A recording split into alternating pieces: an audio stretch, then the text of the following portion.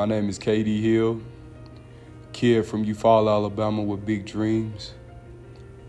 Beat the odds, had a tragic accident where my right leg was amputated on the scene, which led me to doing God's will and finding my purpose in life. Yeah, you can be the greatest, you can be the best, you can be the King Kong banging on your chest. You can beat the world, you can beat the war, you can talk to God, go banging on his door. You can throw your hands up, you can beat the clock, you can move a mountain, you can break rocks. You can be a master, don't wait for luck. Dedicate yourself and you gon' find yourself Standing in the Hall of Fame, and the world's gonna know your name.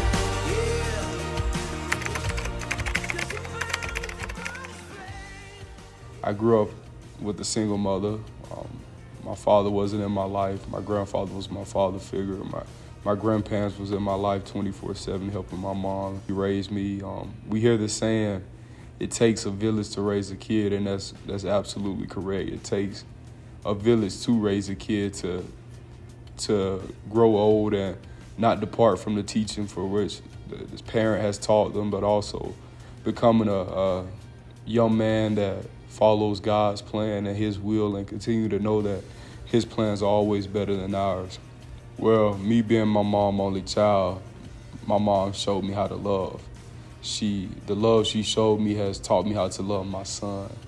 And we often hear the saying that a woman can't raise a man, but I'm here to tell you that's a lie.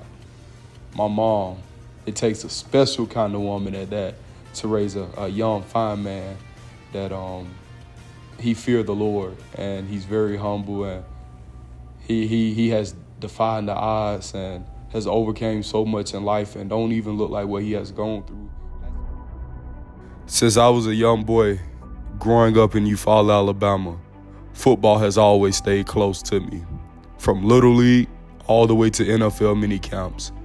The game not only gave me great opportunity and experiences, but many memories and lessons as well that I cherish to this day. Eufaula is a town with a population of about 15,000. My high school was a 5A. Grew up with big dreams. Always wanted to go to the NFL, always wanted to play in the SEC. And that came with some adversity. But we do know that suffering is not meant to harm us, but suffering is good for us, for it shows us things that we never knew we had inside of us. For we stayed in this apartment complex called Garden Grove in Eufaula, Alabama, when I was younger, and I used to see the high schoolers play outside in the backyard. And my mom, I used to be like, "Mom, can I go out there and play with them?" And I was a young boy, like elementary school, and she was like, "Yeah." And they would be playing a game called Throw 'em Up, Bust 'em Up, where you all meet right there and throw the football in the air, and whoever catches it get hit by everybody right there in the huddle. Or they would be playing a game where we would have teams, and I fell in love with it at that point.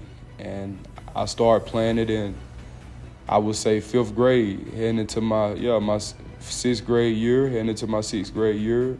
Played 1 year of Pee Wee Association, and I didn't really know the concept of football at that time. And it only took one practice of me getting knocked on my butt. That was the last time. And it was all she wrote after that. My mom, she taught me how to tackle, and nobody could not stop me after that. I was just so eager to be the best and to leave a legacy at that age before I even really knew what legacy meant. I guess it was just something that was in me, not on me. I guess that was all part of God's plan, and he knew what was in me. He just wanted me to see what was in myself by taking me through the trials that he brought me through with football and just life in general. I suffered a spinal cord injury in high school. Doctor told me I wasn't gonna be able to play football no more. I played, won Chucky Mullins. At 5 years old, I suffered epilepsy seizures. I wore a cast on my head with wires. I had to walk around with a monitor. I played football, and I'm here today as a walking miracle. Right leg was amputated on the scene, and I'm still here today. So Don't let adversity dictate your behavior. Don't let your circumstances dictate you. Rather than it affecting you, you affect it in a way. Train your thoughts. Change your perspective about life and show gratitude no matter the circumstances. Because everything that happens in your life happens for a reason. It's not meant to harm you, but to prosper you. And the moment you begin to understand that God is who he say he is, and that in the Bible, that what's in the Bible, it is not a lie. It is the truth. And understand those that show such faith and beliefs, strong faith and beliefs before us, you will understand that God is the same yesterday, today, and forever. And he will never leave you nor forsake you. God opened doors for me through football. And I'm not just talking about your typical door.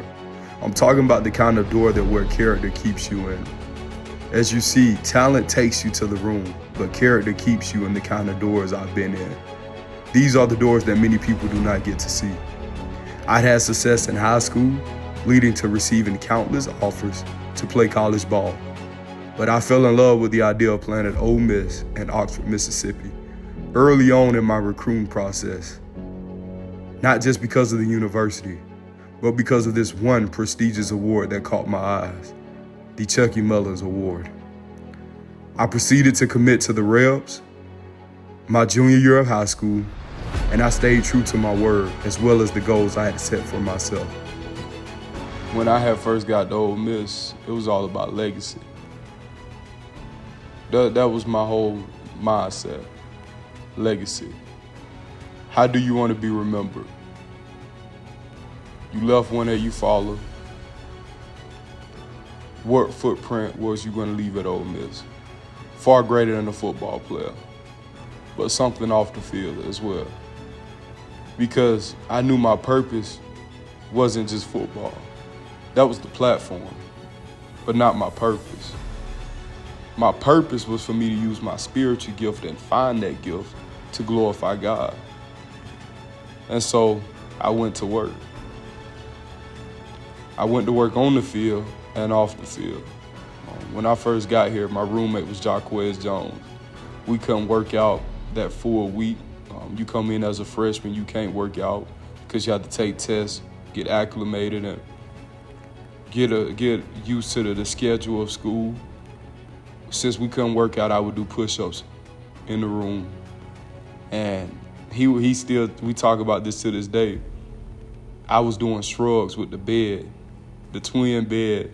I would do shrugs, and we would laugh about that, but that's just who I was. Every morning I would be the first one up here, besides the coaches would be up here, but I would be striking a sled before every practice in the morning when I first got here. Because my whole mentality was legacy. Chucky Mullins, how can you separate yourself? And so I went through that process of my freshman year. I didn't play really, red-shirted. My sophomore year, I played some. My junior year, I played, but didn't play how I wanted to play. And my senior year, we went to the Sugar Bowl. And I began to see my hard work pay off at that moment. And sometimes in life, we're in a society where we want things put in a microwave where it's done in 1 to 2 minutes. But that's just not how life works at times. Sometimes you gotta wait for that oven to preheat, which is gonna take about 10 minutes probably. Then you gotta put it in the oven. You cooking something, it's gonna probably take 45 minutes to an hour. You want that thing to be smelling good. You want somebody to smell it when they walking up to your front door. It's gonna take time. And that's how life is. The things you want in life, it takes time to receive. And I had to trust the process. I live by trusting the process. And so when you think that in the process you should be resting, you should actually be sowing your seeds, because in due season you will reap it. And depending on the type of seeds you sown in that process will be the type of the seeds that you will reap. And I knew that my hard work was going to pay off, whether or not if I was seeing my results at that time or not. And it did. Because it led me to winning the Chucky Mullers Award.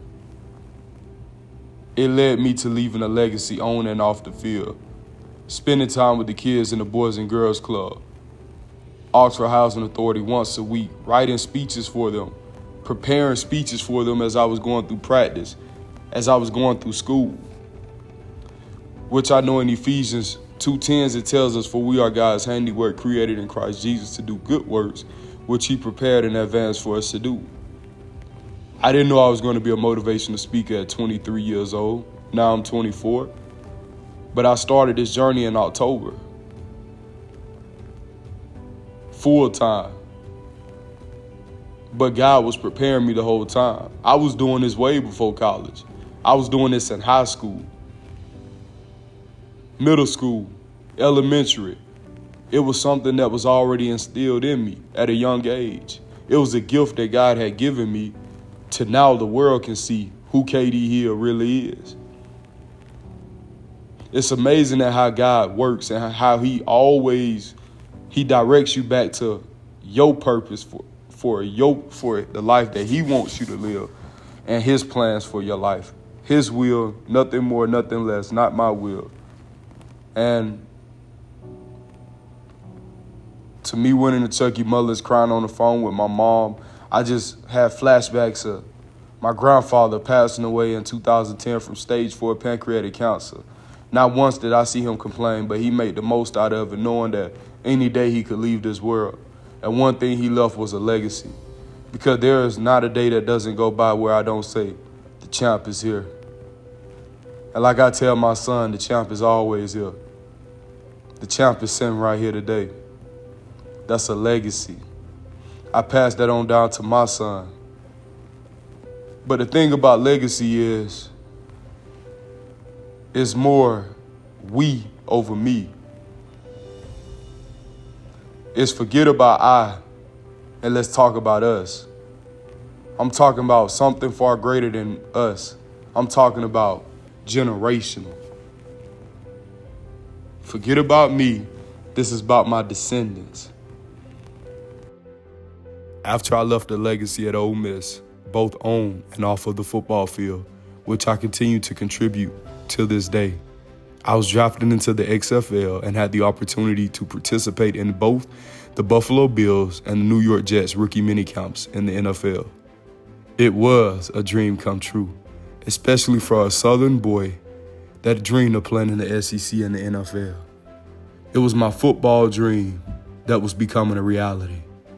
I had been working out extremely hard, training and preparing for the opportunity to show my talents at an NFL training camp when the call came. Because I understood that if you're prepared, you will excel. But if you're unprepared, it will expose you. And I knew that this opportunity of mine that I always wanted was coming close. But God had something greater planned for me. Something bigger than the NFL. Something larger than life. Something that was going to change my life for the better. That was going to create a legacy far greater than me, but for the glory and for his kingdom. The day before my accident on July 20th, I posted a video of me jump roping. I was jump roping, and 4 days before that, not knowing that I was supposed to be at NFL training camp. That next day, 4:40 a.m., I had my car accident, where my right leg was amputated on the scene as I was trapped in the truck for 5 hours. Not once did I shed a tear within those 5 hours. Being stuck for 3 hours, they called my mom. Finally, they thought I wasn't going to make it at first, so they waited a little bit. They tried their hardest to get me out before the 3-hour mark, but they couldn't. I had 2 blood transfusions on the scene. But before anybody arrived on the scene, the first person to arrive was the state trooper. And when he came to my side eventually, after he went to my brother's side at first, because he couldn't see me, my side of the truck was smashed in the tree. And he came to my side because I was the only one that could talk at the time. And he said, "Sir, can you lift your arm out the window?" I tapped the mirror 3 times. And I said, "Officer," I said, "can you hold my hand and let's pray?" And that just shows you at that time where my faith was and who I trusted in times of trouble and who I knew who to call on, because we do know in life when things don't go our way, we do have this coping mechanism on what we go to or who we go to. And all I know who to go to is God. I know to go to his word because I know that he keeps his promises. And so after being trapped in the truck for 5 hours, like I say, not once did I shed a tear. I was having a whole conversation with the EMT, with everyone on the scene, the firefighters, the state trooper, and it took 3 people to hold me up. It was 6 total sitting on the side of the truck. They would have to take turns, and we were just laughing at how big I was. I was 305, solid as a rock, man. I was solid, still solid to this day. And they were just talking about how heavy I was and how big I was, and we were just talking about how I played at Ole Miss, having a full-out conversation with them. And I remember vividly them saying he's going into shock. He's about to pass out. Not once did I go into shock. Not once did I pass out. And I had 2 blood transfusions on the scene. And that's just a testament to God's grace and mercy and that he had purpose for my life. And they amputated my right leg. After being trapped for 5 hours, I made eye contact with the doctor as he leaned over and he said, "You ready to get out?" I said, "Let's do it." They airlifted me to UAB hospital, where I went on to have 7 surgeries, and I had 3 more blood transfusions in the hospital. And every other night I would be on the oxygen mask because my oxygen levels were low. I was borderline anemic. And each day I would make a video to encourage those that was not there, to let them know that KD Hill all right. KD Hill strong. Not just physically. You can see that physically, but you can't see it spiritually until somebody has been tested. And so I was tested, and now the world sees that I have the heart of a lion. They know who I serve. Kings of all kings. Alpha and Omega, the beginning and the end. And I know who he say I am. Because I know who he say he is. And he is the I am. And that is what has gotten me here today. The car accident on July 21st that changed my life, not for the worse, but for the better. Because Romans 8:28 says that all things work together for the good of those who love the Lord. It led me to retiring from the game of football and moving on to a new and larger-than-life career path in the midst of my rehab and recovery journey.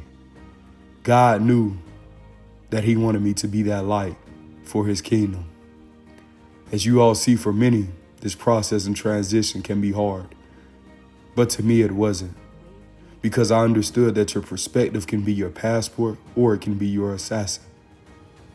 But with my faith and the heart of a lion, I made it look easy, but it actually wasn't. And I am beyond excited for what God has planned for me. For eyes have not seen, nor ears have heard the things that the Lord is going to do for me. But not only just me, but for your life as well. That is why he woke you up this morning, because God is not done with you yet. This is my purpose. Motivational speaking is by far my purpose. It's not a job. It's something that I truly enjoy doing. And that's leaving an impact. Impacting people's lives and showing them that they can do the impossible as well. Motivational speaking is definitely a blessing. It's a lot that comes with motivational speaking because you're pouring into others, but also we must be poured into as well. And so you have to ask God to fill your cup. Fill my cup, Lord, so I can continue to pour into others the way you want me to and to glorify you. It's definitely a blessing to be able to do the things that I love and I do well at what I do. It's because I work at it. And if you want to become a great speaker, listen to preachers. I listen to preachers. The way they articulate things, how they quote the scriptures and refer it to our life, reference it to our life, and things that are happening in modern day. Because we do know that the Bible is the book of life, so I get a lot of my teachings from them. Just the way they approach the word, and it gives me hope, because we all start from humble beginnings. We all have to start from somewhere. But we do know is how you finish. The mission of the K.D. Hill Foundation, by far, is to glorify God. And when people hear the name, the K.D. Hill Foundation, I want them to think legacy. Eyes haven't seen nor ears have heard the things that this foundation want to do. The vision that I have is very clearly. It's been written on the blueprint since I was a little child. And it's just not coming to fruition. And so, God does place those things on our heart. And when he places them on your heart, it's because he know you're capable of handling everything that comes with it, what you're going to have to get it. And it's because it's something that he wants you to have to glorify him. And so in life, sometimes we got to understand that those things that we want, we will have to go through something to get it. So we need to stop asking God to take us out of some things that he put us in, because he's trying to get something out of us. Launching the K.D. Hill Foundation was something I have been working on for a very long time. And there is so much I want to do with the foundation. And it is truly just a matter of time before it is where I want it to be. I have recently published a book about my story, The Uphill Climb, the K.D. Hill story, and held several events for my foundation. But the windshield is larger for a reason. It's so much bigger than the rearview mirror. There's a lot more to come than there has been seen for the K.D. Hill Foundation, as well as myself, as I step into a larger role as a motivational speaker, which God has called me to do for his kingdom. As you all see, the name of the book is The Uphill Climb. But I want you all to understand, once you make it to that mountain, you got to look for the next biggest mountain, because there is a next climb. So just keep climbing and keep soaring and keep going for everything that God has called you to do and everything that God has called you to be. I want to build homeless shelters. I want to build a school. I want to help single fathers, single mothers, those that are in need. I want to have a daddy's me, a daddy and me, where me and the fathers will get together once a month, have a group chat, and we meet up at a park with the strollers with our kids, and we just read scriptures, pour into each other as men, pour into our kids, and go walking once a month on a Saturday. There's things I want to do with scholarships. There's so much. There's no limit to what I can do with this foundation and what I am going to do with this foundation. We think big over here. We think generational big, something that will last even when I leave this earth, something that will leave a footprint in this earth. Everywhere I go, my footprint will be left. And you can't find a fighter, but I see it in you, so we gon' walk it out. Move mountains, we gon' walk it out and move mountains. And I'll rise up, I'll rise like the day. I'll rise up, I'll rise unafraid. I'll rise up, and I do it 1,000 times again. What you do when you got the heart of the lion, you don't stop. Like the waves, I rise up in spite of the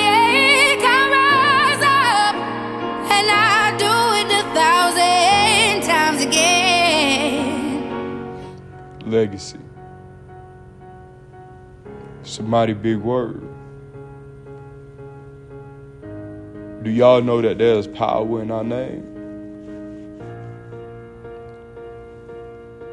That is why our last name is bigger than our first name, because your first name is about you, but your last name is about us, we, family, generational. KD here wants to be known as the young man that was unselfish, put others before him, served the Lord with all his heart, and served others. He came here to do one thing, and that was reflect light back to the one who is light, to glorify him in everything that he would do in life, and to leave a footprint. Because his last name may not meant something when he got here, but he made sure before he left this world, everyone knew. Hill, KD Hill, and everyone that is connected to him. His son, Caden, it's my pride and joy. That's all I think about. My family, my friends, those that are in need, those who are starving. It's bigger than me. It's bigger than me. It's all about coming together, impacting the world, and saving lives. Because we don't know the day, or we don't know the time. But we do know he's coming back. And I want to make sure that everyone that I have impacted will have their house in order, so we can witness the power of God and be in his presence. But I also want you to know that we can experience that before we even make it to heaven. So change your words on how you view life. Change your perspective. View yourself as who God says you are, and experience heaven here on earth. And leave your legacy.